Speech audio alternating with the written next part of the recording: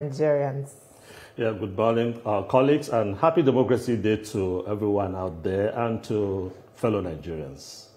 Well, it's Democracy Day. Yeah, 26 years after the movement commenced, democratic movement commenced in 1999. I believe it's a time of deep reflection for everyone in government to see how far we've come, our values deeply entrenched, and also feel the pulse of the Nigerian people, because they are the ones that actually matter here. And what is their grievance, their fears? What are those things that they've complained about? Have you been able to, allay those fears or solve their problems? Talk about security. Talk about the economy. Have we improved in any way? I think these are the areas that government should place focus on. Later on in the day, I believe the president will be at the National Assembly to give a breakdown of how far he has come, in government. So I'm sure a lot of Nigerians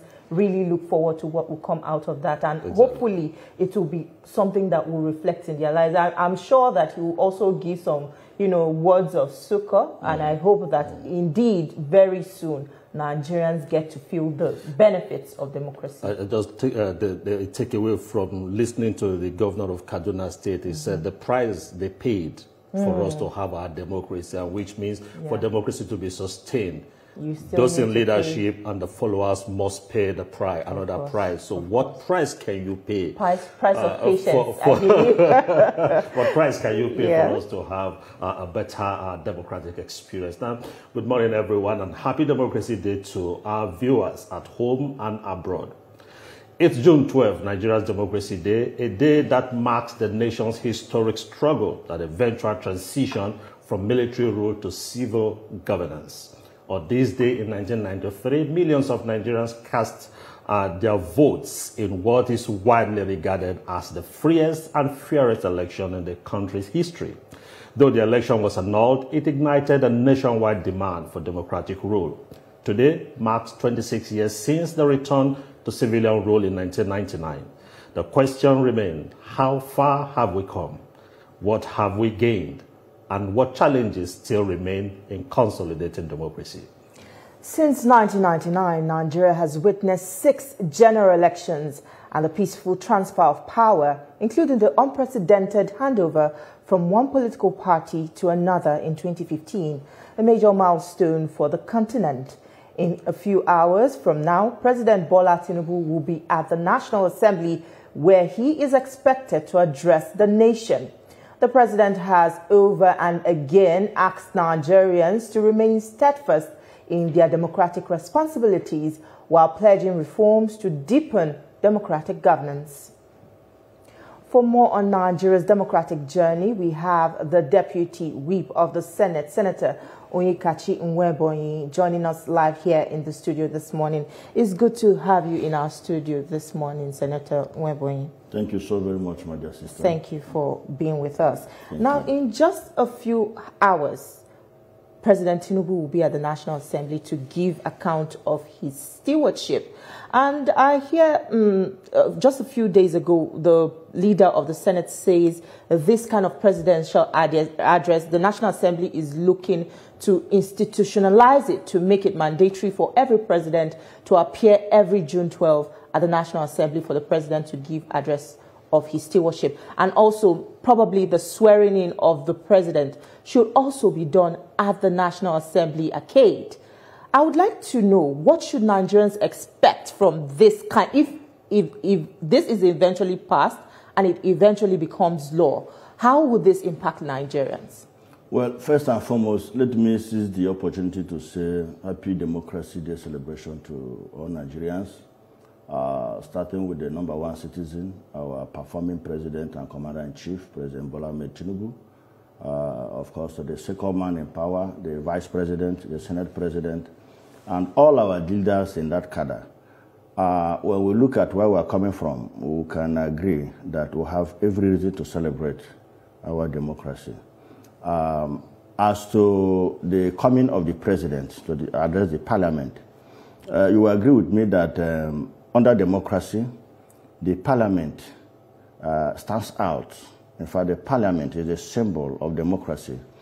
And within the parliament, when you're addressing the parliament, it is deemed that you are addressing the entire Nigerian people, because we represent different segments, of the nation. We have 260 House of Reps.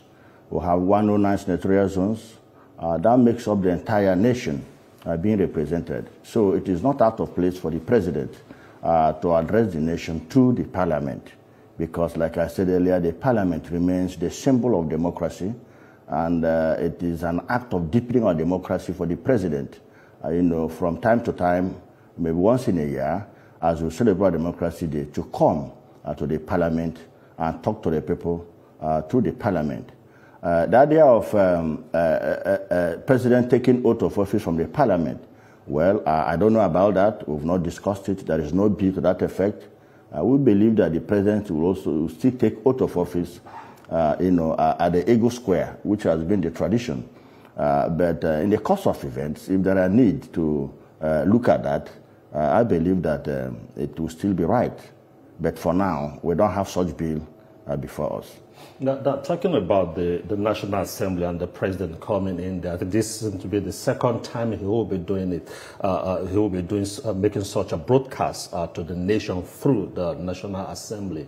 Now, help us to also understand what prompted this. You just talked about the significance, and how do you think this will impact on democracy? Is this just a number, just because we want to have it that way, or you think it will have a positive impact on our democratic experience that you decide to introduce this measure?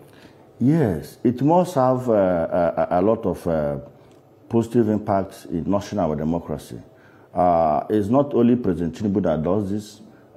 President of America, from time to time, especially when they want to celebrate special programs like the Democracy Day, you can see the president coming to address the parliament. Obama did it, Trump did it, other presidents used to come and address the parliament from time to time. As to the economic benefit, you agree with me that under democratic setting, like I said, the parliament remains the representative of the people. And in knowledge of the fact that you cannot gather all Nigerians in one room or under one roof for the president to address them. Yes, somebody can say, he can say address the nation through media houses. But the parliament, being the direct representative of the people, is an avenue for the president to come, tell us what he has done, vis-a-vis the support given to him, and way forward. Do you understand? I believe in that meeting, the leadership of the National Assembly will also let the executive know what we've done and what we intend to do. So by the time the two arms of government come to terms on what they have for Nigerians, I believe that Nigerians will have better chances, to gain in terms of democracy dividends, to the nation. So it's a very good opportunity, and we commend Mr. President. It's also a mark of respect, to the parliament, for the president to, from time to time, come to address the parliament. So it's a mark of honor to us, which we are not taking for granted. And we want to assure Nigerians that we will use the opportunity, to brainstorm and crossbreed ideas on how best to navigate, out of most of our national problems. For example, security, we still have challenges on that. You can see what is happening in Benue. You can see what is happening in some of the northern states. So we believe that with this discussion, we'll come to a better footing on how best all these problems, can be addressed. But of a truth, I think as a nation, going by the economic policies and programs the current president, have put in place, I believe that Nigeria is on the rise. And I must say categorically that since the Fourth Republic, from 1999, this is one of the best presidents that Nigeria has ever produced. Why do I say so?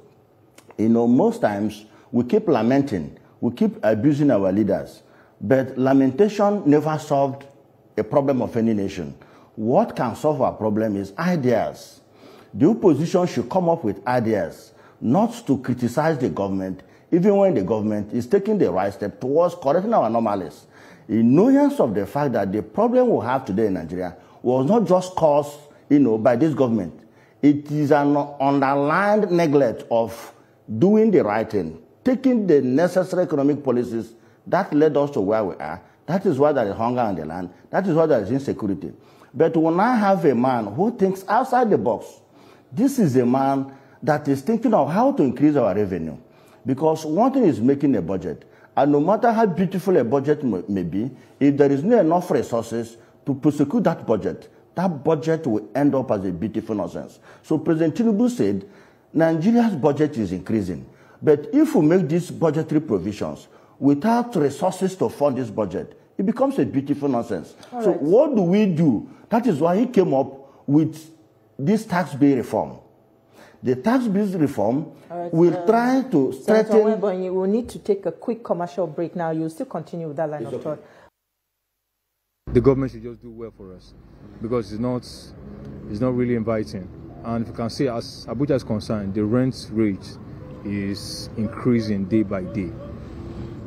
Well, no doubt, I'm a realtor, but it's not really... The standard of living in Abuja is shaky. Let our leaders unite themselves, at least make peace to reign our country and help the poor. People are suffering and there's hunger in the land and the killings that is going on. The only thing we need in our country, we need to be united. Our leaders need to come together to find way forward for our country. So we'll have very good democracy. So that come 2027, we're going to have a very good democracy day. Some other parents disappointed to pay school fees because the one that pay school fees is not doing job. So what is the essence? Better make her eat now than to pay another child school fees, and which is wrong. We are going to worse situation. Somebody that go to school, he has to think very well to fulfill the promise. You understand? But if you not go to school, it's automatically you are going to do wrong thing. So we do not have any reason to be hungry in this country. Not at all.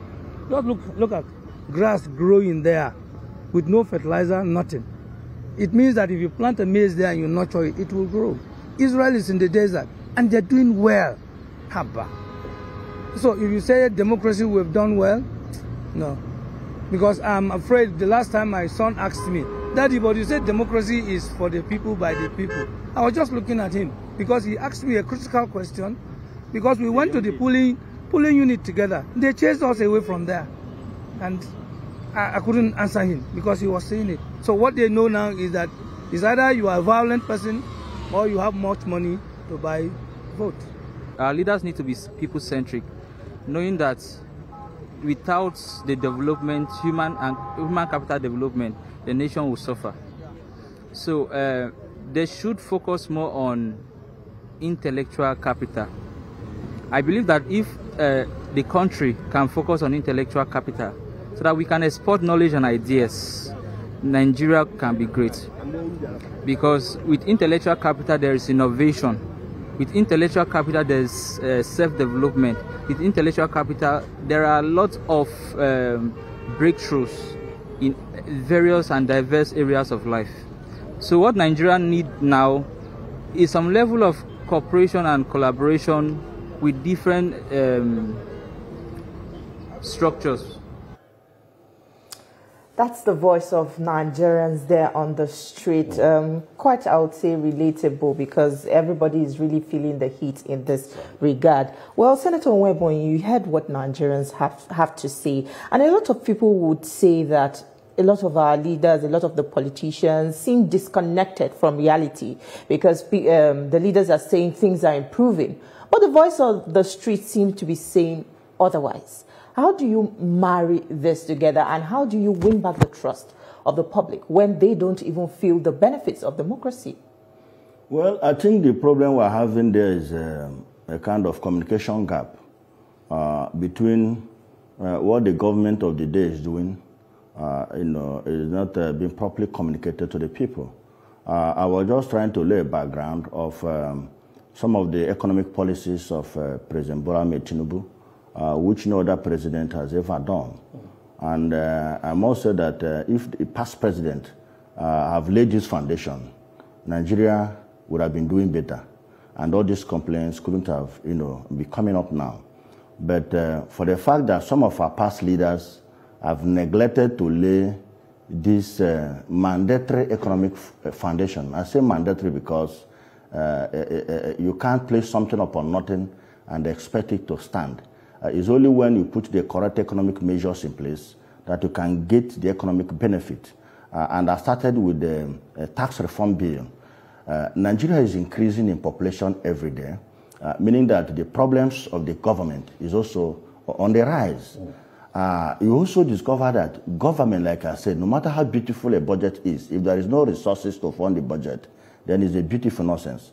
That is why Mr. President went to strengthen our economic base by strengthening our tax base.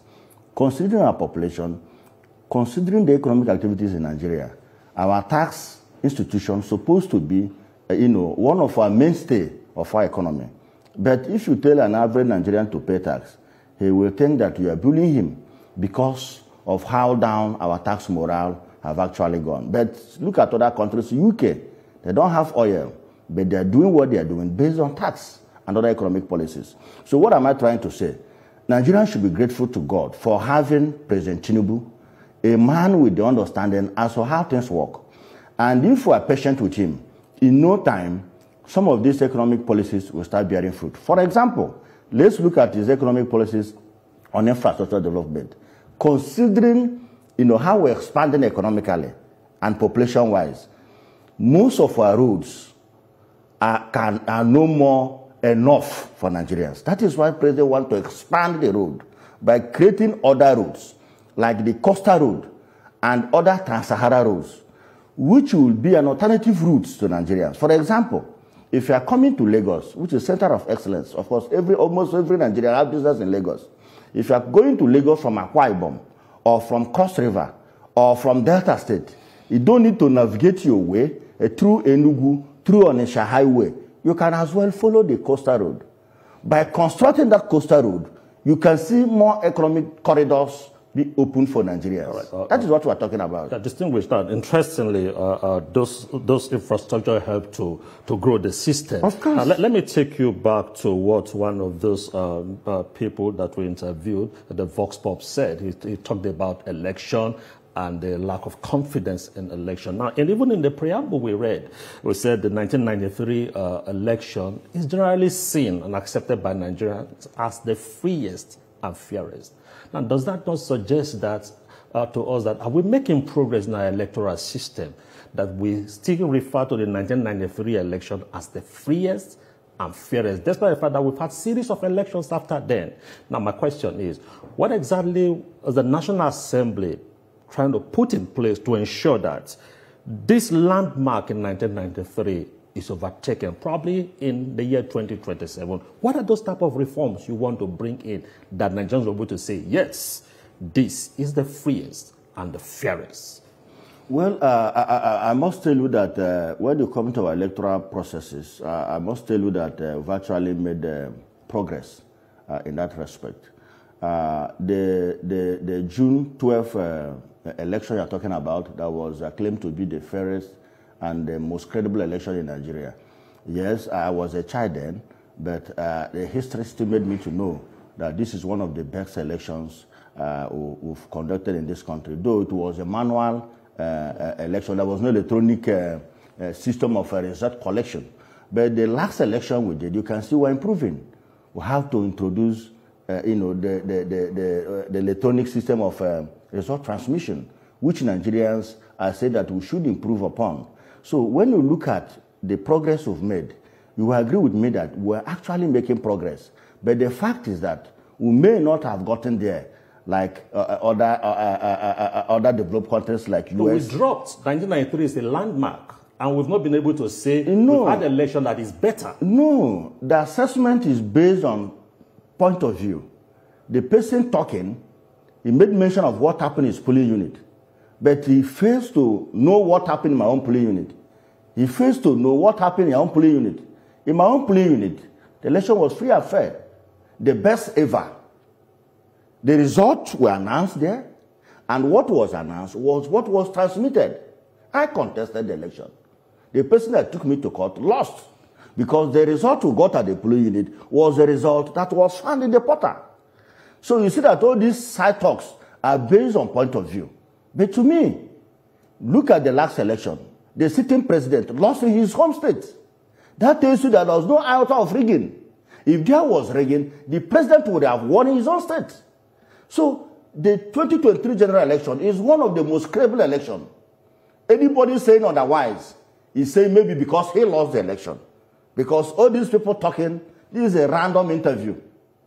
If you interview all the polling units in Nigeria, you agree with me that we are making progress in terms of electoral processes. Senator Webanyi, a lot of people will disagree with you, and I believe it is in the manner with which a lot of people may disagree, INEC also needs to improve. I would like to put it to you that INEC needs to improve in how it conducts elections, so that it's not just a certain number of people that feel, elections are credible and others feel disenfranchised. There's never a time. Yeah. There's never a time.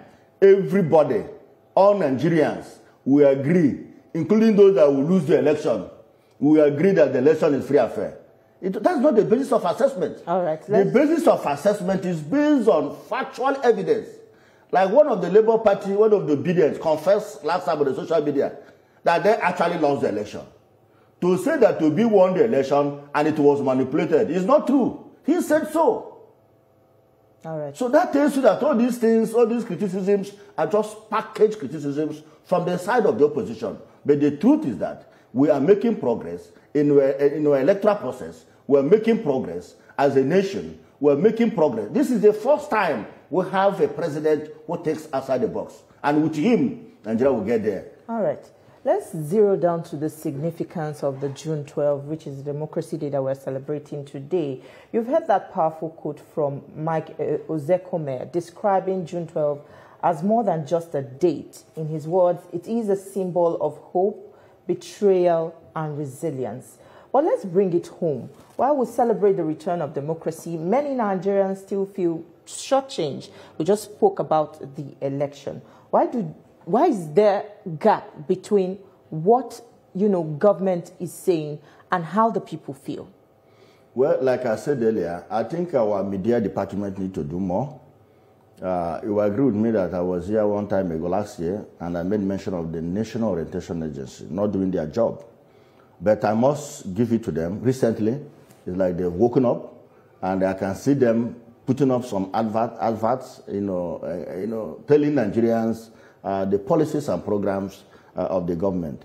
But of a truth, we've done much. And all that is required is to communicate all these things to Nigerians. It's very, very important.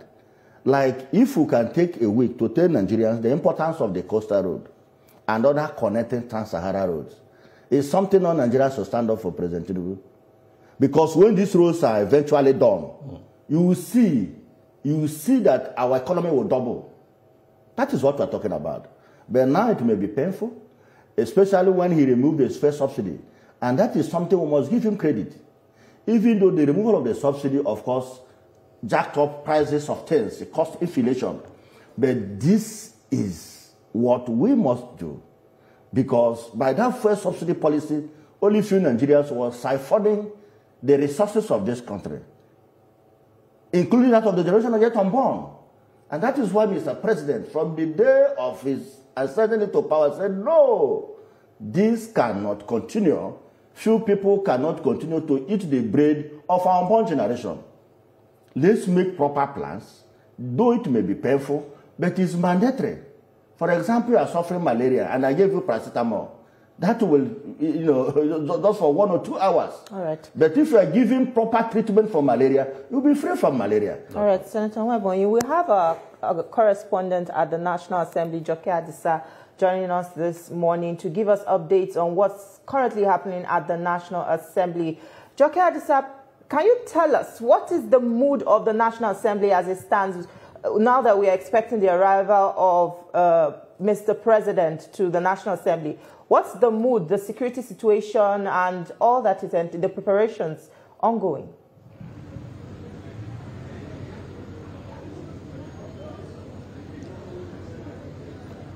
Joke Adisa, can you hear me?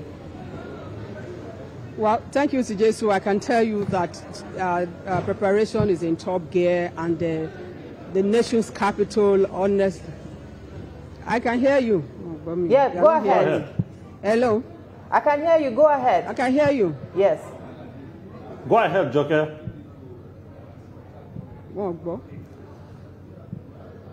All right. So, all right. Thank you. Yes, the nation's capital is, thank you. The nation's capital is very pleasant this morning. The sky is indeed very blue.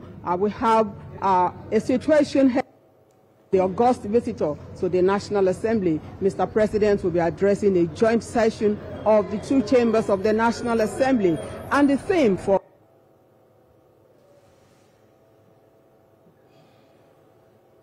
okay. We seem to have lost connection there with Joke Adisa, but we'll come back to that. Distinguished. I like the way you said the president is one man who thinks outside the box and is bringing a lot of reforms into the system, structures in the system that will help ultimately grow the economy. Now, the National Assembly is also considered, and it's actually the true representation of the people, and so that institution is very strong. Now, what out-of-the-box thinking is the National Assembly also planning to put in place to help transform, like I said earlier on, the electoral process and also the security challenge you presently have? Are there things you consider that we're going to bring on the table? Before you answer that question, let's just go back to Joke Adisa. She's standing by. Joke Adisa, we can hear you now. You can go ahead with your response to my question. What's the mood of the National Assembly?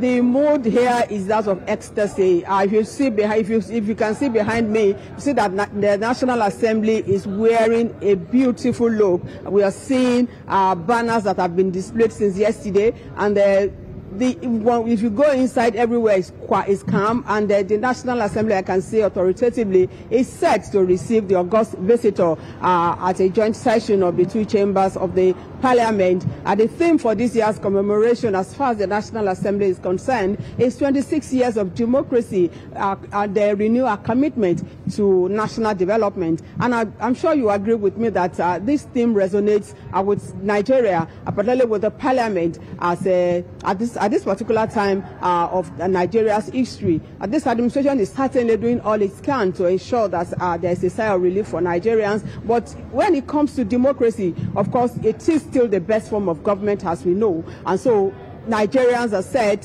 everyone wants to hear what Mr. President will be telling us. You recall that earlier, yesterday, he had to cancel the nationwide address that he was supposed to give at 7 a.m. But now, I'm sure that address will be taken from here. The National Assembly is set.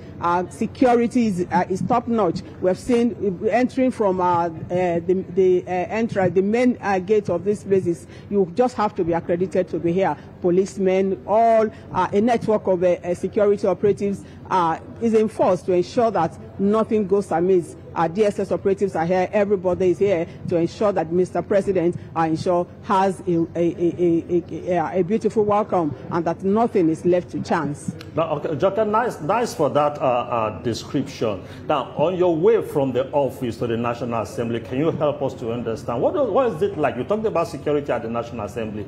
What was it like, you moving from the office to the National Assembly? Was that difficulty for you as a journalist, or as a journalist that is accredited, you have your passage? Yes, from entering the town this morning, everywhere, as we all know, is a public holiday, and the streets are deserted, the roads are deserted, except for some of us that just have to be on duty. The roads are deserted. You barely see many vehicles on the road. But coming down at the main entrance to the National Assembly, you'll see a potpourri of security operatives, all of them working together to ensure that nothing is left to chance. We've seen them in their numbers, as it were, ensuring. But what I can say is that they're very civil, they're very accommodating. The only thing you just have to do is come with your tag. Once you have your tag, it means you've been accredited, and so you will come in as journalists. Even in the National Assembly is a public holiday, so workers, bankers, and even staff of the National Assembly are not expected to be on duty, except for those that are critical to today's joint sitting. So I can say that the security, the security is tight, but even at the same time, they are being civil to ensure that they do not also step onto the rights. They do not abuse the rights of individuals like us that have to be on the job.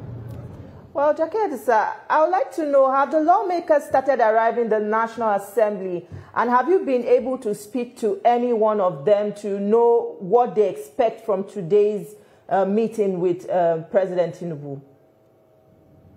Yes, as we speak, we've not seen anyone or any of the lawmakers around. I think they normally the House of Reps sits by 11 a.m. and that will also happen this morning ahead of Mr. President's visit by 12 o'clock. So I'm sure any moment from now they will start trickling in, or some of them might even be right in their offices getting ready for plenary. Of course, maybe from 9:30, 10, they will start coming into the chambers of the House, and ditto for the Senate. The Senate sits at 10 a.m.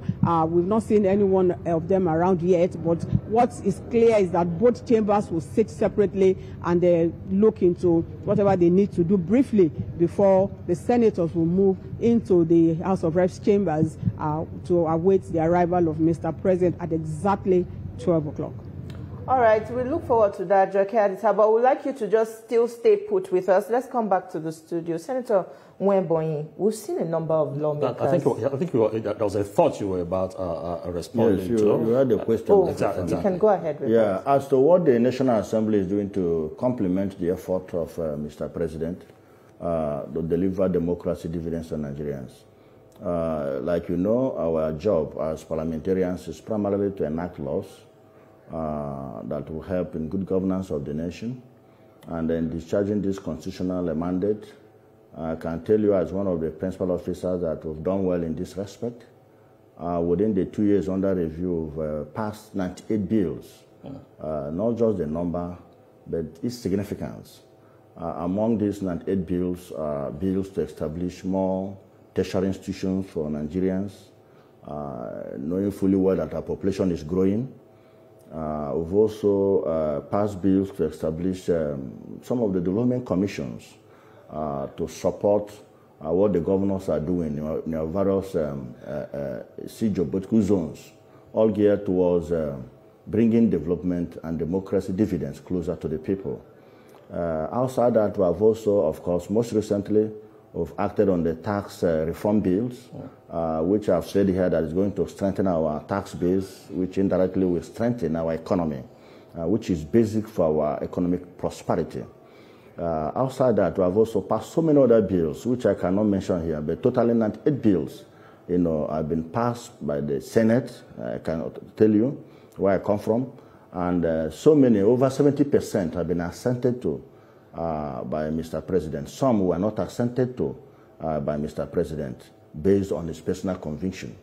So we are doing a lot. And be assured, some people at times say that we are rubber stamped, that we are too attached to the president. That is not true. I can tell you that we are not. Instead, we collaborate with the executive to make sure that our nursing democracy is not taken for granted, and to make sure that Nigerians get what they voted for. And what the Nigerians vote for, an organized government, a government that will put the basic infrastructure in place for them to thrive economically. Nigerians are very hardworking people. What we need as a nation is for the country to put in place the basic infrastructure, like road, railway, power, and what have you. When we are able to put all this infrastructure in place, Nigerians will thrive economically. All right. And let me use this opportunity to also address one particular issue, which is nagging, which is hunger in the land. Yes, there is hunger in the land, but that depends on the person saying it. Now, President Tinubu blocked the border. He stopped people from importing some foods into the country. What is he trying to do? He is trying to make farmers smile home. He is trying to tell you and I that though I am a journalist, though as a senator, I should go to farm. He has made farming business a lucrative business. So Nigerians should take advantage of this. Our population is big. What we need to do is for everybody to go to farm. When you go to farm and produce what you can eat and your family, You don't need to go to the market. Well, thank you so much, Senator Nwebonyi. Yeah, you don't commonize the sufferings of Nigerians. There are a lot of Nigerians still suffering. But I get what you're saying, and we hope that, you know, people take a cue from this and, you know, invest Government in will not benefits. The point I'm trying to make before you take me now. We don't have time. We'll run out of time. Everything for you. We don't. There are ones you can do for yourself. Of course. Nigeria is blessed. Thank you so much, Joke Adisatu, for joining us on the program, giving us update. It's a delight speaking with you. Thank you so much.